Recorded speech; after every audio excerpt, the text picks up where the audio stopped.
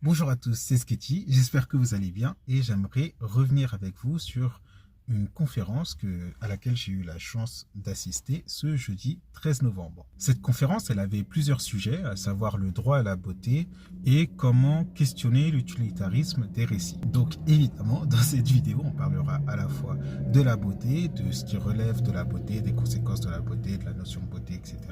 De quelques faits de société, comme d'habitude, de la question des récits et de la question de l'utilitarisme. Je crois d'ailleurs que cette conférence, elle est retransmise, mais je ne sais pas où.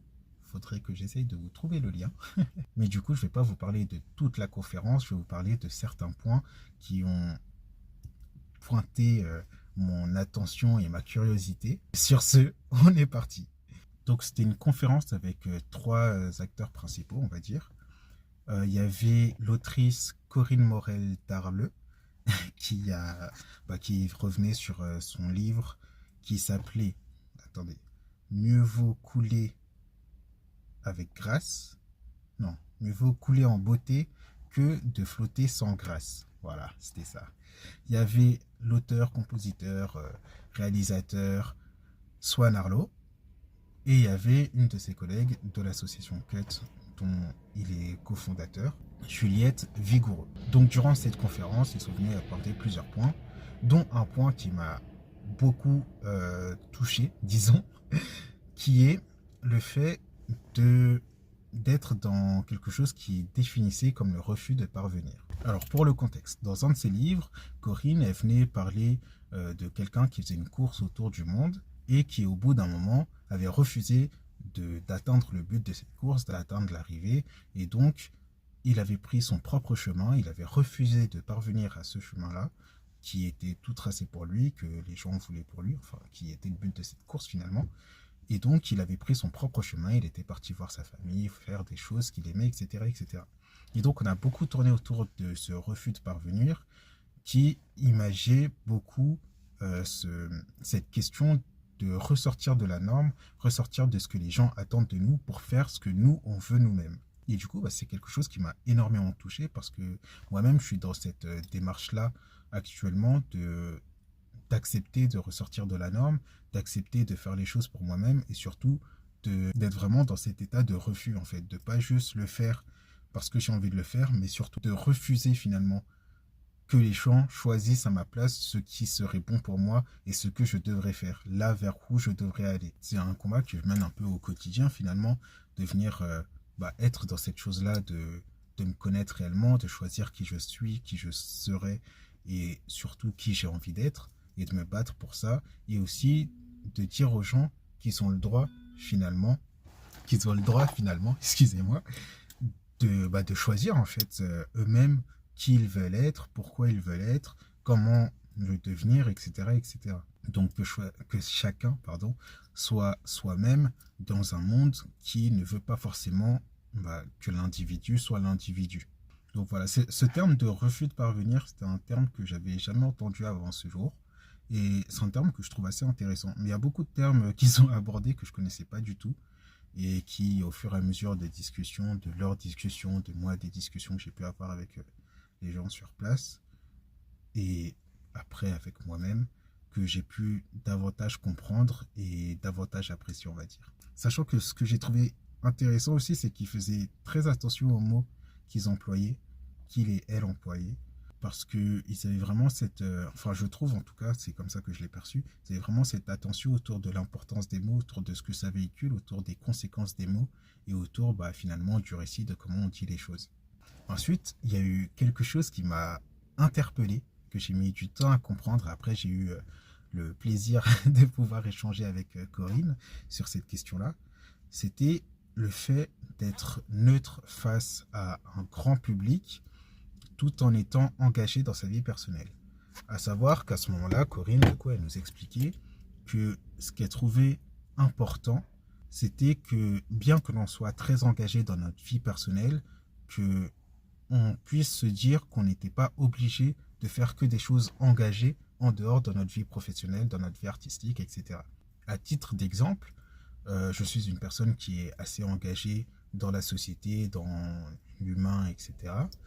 Mais pour autant, c'est pas parce que j'ai ce fort engagement que ça veut dire que je suis obligé de faire des vidéos autour de l'engagement, de parler forcément de ce que je fais et de ne pas avoir de coupure en fait finalement dans ce truc-là, d'être hyper engagé. Et par exemple pour Swan Arlo, qui est auteur et réalisateur, ce n'est pas parce qu'il est très engagé que ça veut dire que tous ces films doivent être engagés, que tous ces films doivent avoir une morale, etc., etc. Tout comme pour Corinne, c'est pas parce qu'il est engagé que tous ses livres doivent avoir une grosse morale, doivent avoir une morale tout court, doivent véhiculer forcément ou rechercher justement à véhiculer quelque chose qui est propre à ses engagements, à sa politique, à tout ce genre de choses.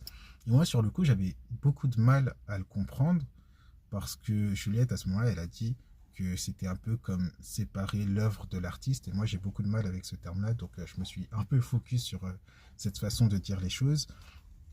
Mais donc, après, en discutant avec ma sœur qui m'avait invité à cette conférence, puis avec Corinne Morel, on a pu, j'ai pu le comprendre différemment et surtout mieux le comprendre, à savoir comprendre ce truc que t'as pas besoin. En fait, faut pas ressentir le besoin de montrer tes engagements. Faut pas ressentir le besoin de toujours montrer aux gens qu'on a engagé, de toujours parler de ses engagements, de toujours parler de ce qui va mal, etc., etc. Même si on voit les choses, qu'il faut accepter de faire autre chose, etc. Et que justement, ça fait partie de nous de se dire que on n'est pas juste quelqu'un qui est engagé.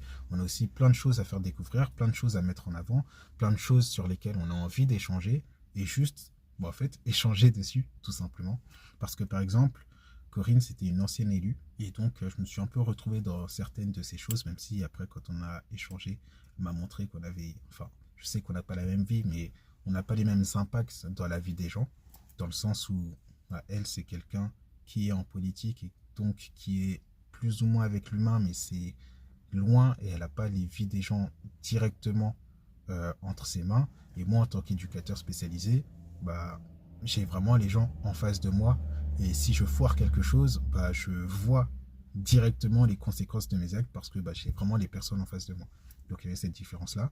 Mais elle m'expliquait du coup que elle, après avoir quitté un peu ce monde de la politique, etc., elle n'avait pas eu cette chose que je venais lui exposer, que j'ai aussi exposé sur TikTok, qui est le fait de venir culpabiliser en fait. Parce que moi, personnellement, là, actuellement, je suis en année sabbatique. Je prends un peu plus de temps pour moi, pour me reposer, etc.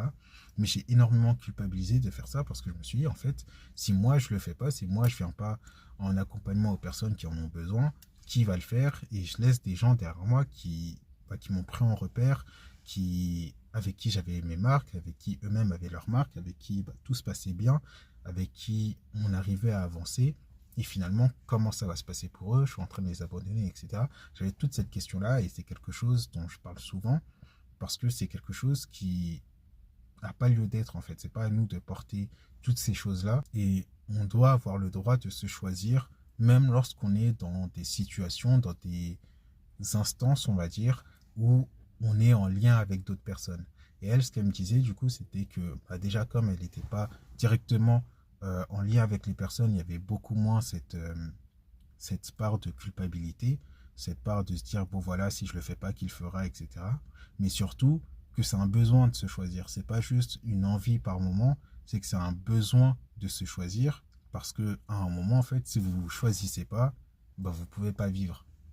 Et c'est quelque chose qui m'a beaucoup touché parce que ça m'a encore aidé à moins culpabiliser de rien faire en ce moment, de rien faire pour les autres, du moins. Et ça m'a aidé à revoir cette affirmation, ce refus de parvenir et ce refus en fait de ne pas vivre ma vie sous prétexte que j'aide les autres à vivre leur vie. Et moi, je venais beaucoup avec ce truc-là de la neutralité n'existe pas, on peut pas être neutre. Et c'est un peu se travestir que d'essayer de pas être engagé lorsque on est engagé et du coup de pas montrer qu'on est engagé, etc. Mais en fait, ce qu'elle expliquait en mettant ça en avant, c'était surtout que on n'a pas à se travestir, mais pour autant, on n'a pas à venir se forcer. On n'a pas à venir se transformer parce que ce soit en étant moins engagé ou en étant tout le temps engagé, si on n'est pas quelqu'un qui est vraiment dans cette démarche-là, bah ça reste se travestir, ça reste se transformer pour les autres, pour le regard des autres, pour délivrer quelque chose.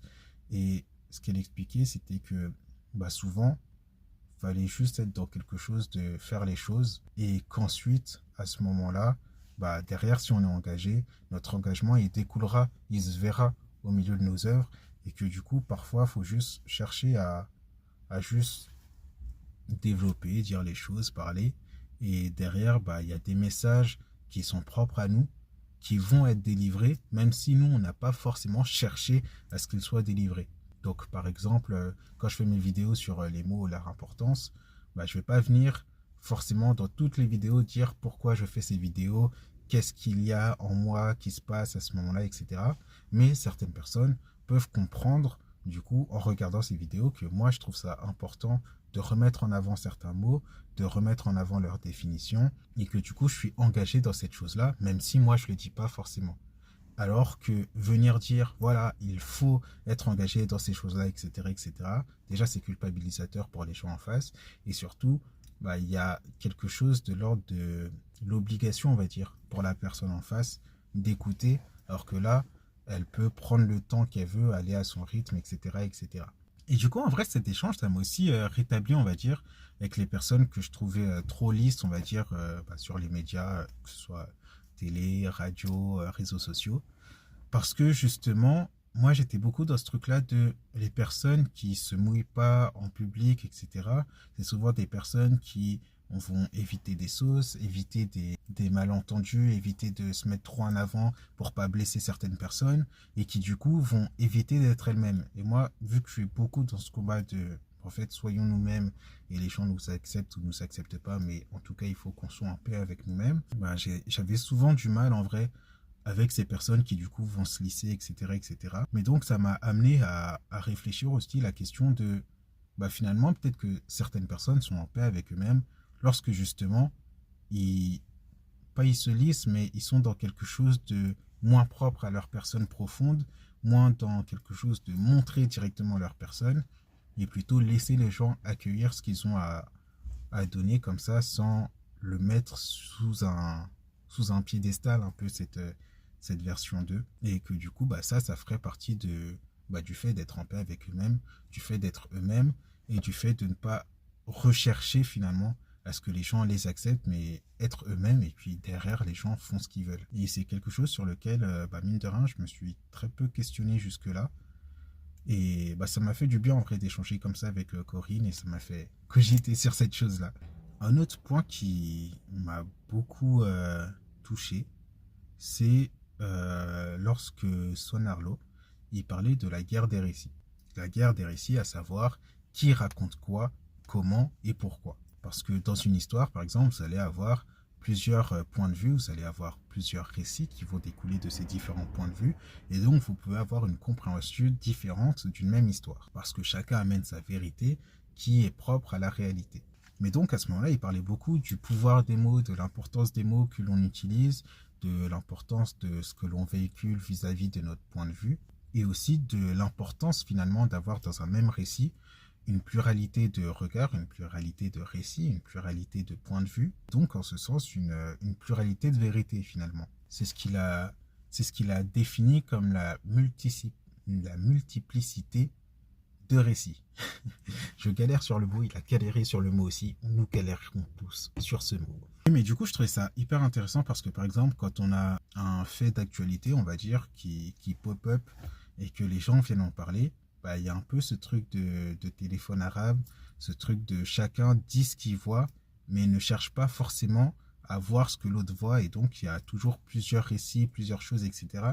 Et si on va que regarder ce que certaines personnes disent, bah on entre dans une bulle de vérité qui nous éloigne finalement de la réalité, alors qu'en venant aller jongler un peu dans toutes ces bulles de vérité, on se rapproche beaucoup plus de la réalité en voyant ce que chacun voit à travers cette vérité, en voyant un petit peu cette pluralité de regards, et donc en comprenant davantage les choses. Pardon. Ça devient un peu plus une étude des faits plutôt que juste une écoute de certains points de vue. Et c'est intéressant parce que du coup, ça permet, enfin c'est quelque chose, un travail qui permet de vraiment se rendre compte de ce qui se passe autour de nous, de vraiment rechercher à comprendre ce qui se passe autour de nous, mais aussi de mieux comprendre l'autre, mieux comprendre ce qu'il vit, tout en s'autorisant à ne pas toujours être d'accord, à voir les choses différemment, et surtout à expliquer les choses différemment, à venir donner son point de vue sur les choses, même si c'est pas forcément un point de vue pertinent, mais du moins juste le donner pour apporter quelque chose de différent, on va dire. Et j'ai trouvé ça assez intéressant en vrai, à mettre en avant, et assez important aussi à mettre en avant. Ensuite, on a eu Corinne Morel, j'ai oublié son nom de famille, Corinne Morel, qui est venue expliquer que parfois, c'était important de faire des petites actions, même si ce n'était pas des actions suffisantes, et que toutes ces petites actions mises bout à bout, ça allait devenir quelque chose de suffisant, et que du coup, il fallait parfois être dans cette démarche de faire du nécessaire, pas suffisant. Et ça, c'est quelque chose qui est vraiment beau, je trouve, à dire, à mettre en avant, à conscientiser que il y a des choses qui sont nécessaires à faire et que même si c'est pas suffisant, même si ce sera pas assez, c'est nécessaire de le faire. Et si on le fait pas, en se disant ce sera pas suffisant, on n'avancera pas. Et que c'est comme ça qu'on avance, en faisant des petites choses qui nous sont nécessaires, qui ne seront pas forcément suffisantes, mais qui, au fur et à mesure, à force de les faire, à force de les accumuler, finiront par être suffisantes. C'est un peu comme le boycott, comme le fait de se dire, voilà, si une personne arrête d'acheter une marque, ça ne changera rien. Mais si tout le monde le fait au fur et à mesure, peut-être que 10 000 personnes qui boycottent une marque un jour, ça ne fera rien. Mais 10 000 personnes qui boycottent une marque tous les jours pendant un an, ça aura un impact derrière. Et donc, ce petit nécessaire deviendra quelque chose de suffisant. Et donc, ne pas toujours rechercher les résultats directs, mais voir dans le futur, essayer de regarder davantage le futur, d'élargir le regard, d'élargir ses actions et de faire les choses même si on se dit que c'est pas suffisant, quoi. C'est un peu ce truc de se dire que en fait une guerre c'est juste plusieurs batailles qui sont ensemble et que si on cherche la victoire, faut pas chercher à gagner la guerre mais chercher à gagner les petites batailles au fur et à mesure et qu'ensuite en gagnant tout ça, on finira par gagner la guerre. Et en ce sens, elle a dit que faire de son mieux, c'est déjà beaucoup. Et qu'il fallait, pour elle en tout cas, pas chercher à faire des choses énormes, mais chercher à faire de son mieux.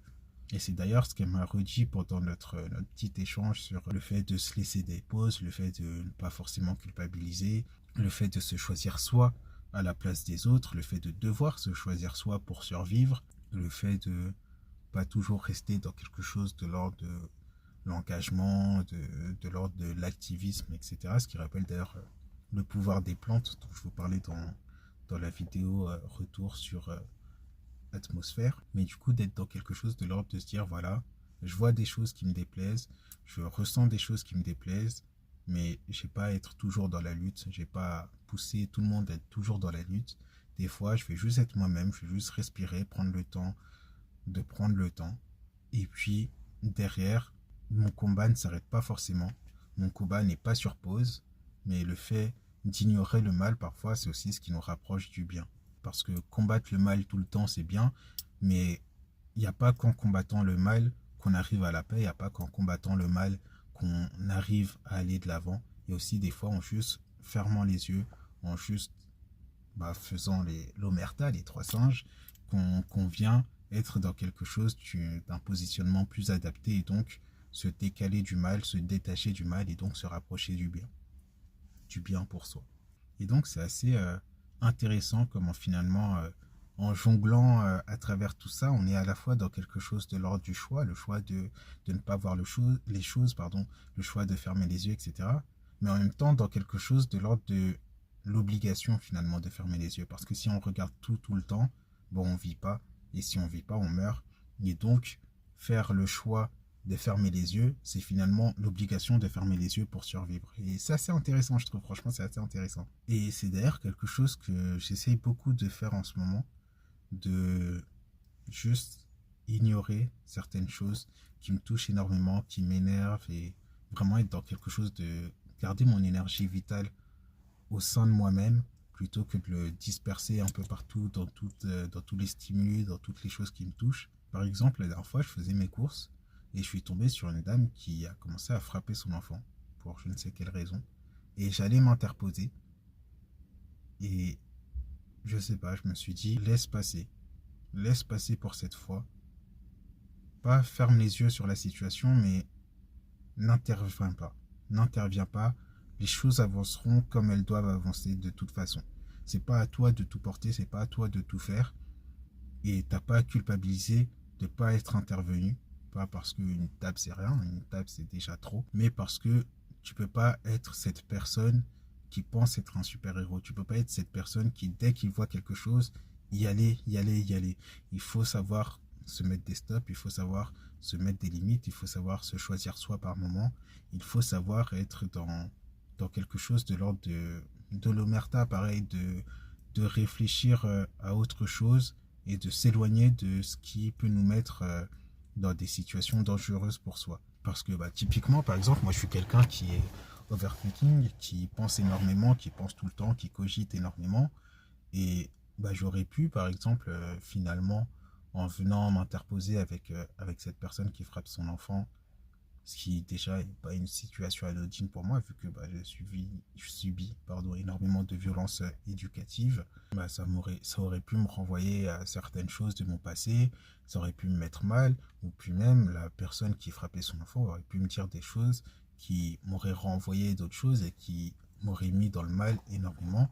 Et ces paroles-là, moi je sais que j'aurais pu y rester accroché et finalement cogiter sur ces paroles-là. Et même aujourd'hui, quand je vous en parle, ça fait 2 semaines que ça s'est passé et pourtant j'ai encore cette situation en tête alors que j'ai rien fait. Alors si j'avais fait des choses, peut-être que ça serait pire dans ma tête. Et donc c'est aussi ce truc de bah, faire de son mieux pour être une meilleure personne, faire de son mieux pour se choisir, pour réfléchir, pour voir les choses autrement et pour faire des efforts finalement pour atteindre petit à petit son but. Parce que certes, mon but, c'est que bah, les mentalités changent, que les gens voient potentiellement le mal qui se passe dans leurs actions qu'ils voient comme anodines et que chacun puisse être soi-même sans violence et sans violence pour l'autre. Mais c'est pas forcément en venant titiller chaque point comme ça que j'atteindrai mon but parce que bah, justement, je viendrai bah, être dans quelque chose de disperser mon énergie, pas pour rien, mais la disperser là où j'aurais pu la garder pour faire des choses plus grandes. Et après, ça ne veut pas dire que dans chaque situation, il faut que je garde mon énergie en moi, mais c'est aussi savoir se poser des limites. Du coup, comme je le disais, savoir se dire que voilà, ne pas interagir systématiquement dans les situations, ne pas toujours interagir à chaud, mais parfois juste prendre plus de hauteur pour toucher plus de monde et pour faire davantage changer les choses. Après, c'est mon point de vue dessus, peut-être que je me trompe totalement, peut-être que mon inaction sur ce moment, ça va faire que la petite enfant qui se faisait frapper, elle va mourir demain, je sais pas. Mais en tout cas, ça m'a appris quelque chose, ça m'a montré quelque chose. Et si demain, par exemple, j'apprends que cette personne est morte ou que subit de nouveau des violences ou qu'il y a ci, ça, bah, ça m'apprendra d'autres choses encore et ça me permettra d'aller de l'avant. Personnellement, c'est comme ça que j'essaye de réfléchir en ce moment. Mais donc voilà, pour ce point-là, c'était assez rapide, hein, parce que ça n'a pas duré super longtemps après cette conférence. Et il y a beaucoup de choses qui ont été dites, beaucoup de choses qui ont été répétées, beaucoup de choses sur lesquelles je me positionne pas encore, sur lesquelles bah, que j'ai pu oublier, qui se sont passées, des choses qui m'ont pas forcément touché. Mais en tout cas, voilà, ces points-là, je trouvais ça important et intéressant de revenir dessus.